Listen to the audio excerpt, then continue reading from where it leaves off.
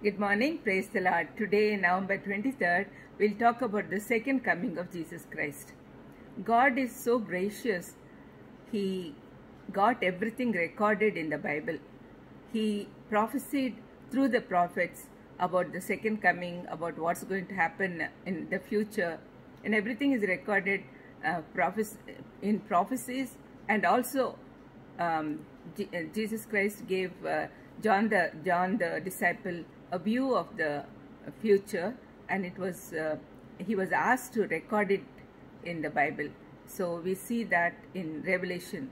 So if you read Zechariah and Revelation together, you'll understand how the second coming would be.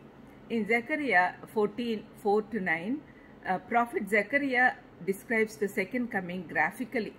He describes the day of the Lord as the day when Jesus Christ would come onto this earth in his glory, and he would pour out his wrath upon a wicked world, judge the nations, and then establish his kingdom, thus fulfilling the promises made to Israel. When the Lord returns, his feet will stand on the Mount of Olives from where he ascended into heaven. We can see this in Acts 1:9-12.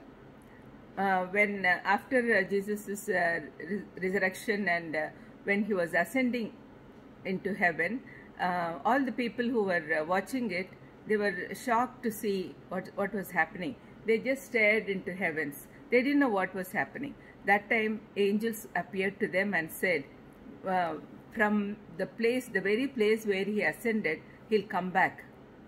That is what is a prophecy about the second coming. At that time, the angels told the men of Galilee that he would come back in the same manner as he went into heaven.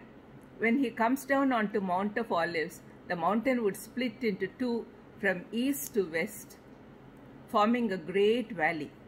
He then enters Jerusalem through the east gate, which is now closed. Later, Jerusalem would be raised up, and the Lord shall be king over all the earth. And all the roads will lead to Jerusalem because it is the main point of worship. The temple will be there. All the nations would accept Jesus as their Lord and Savior. By the time of second coming, world evangelization would be accomplished, and all things will be consummated in Christ. This is a fulfillment of the covenant God made with David, that he would have a descendant on his throne forever. This we see in 2 Samuel 7:14. In the book of Revelation, John was shown a vision of end times. In Revelation 1:7, he says, "Behold, he is coming with clouds, and every eye will see him." The Lord's return will be actual, personal, and visible, not imaginative. Second coming is a certainty, and God is showing us several signs to tell us that it's fast approaching. And so I appeal to all the readers to be prepared for the second coming. Let's pray.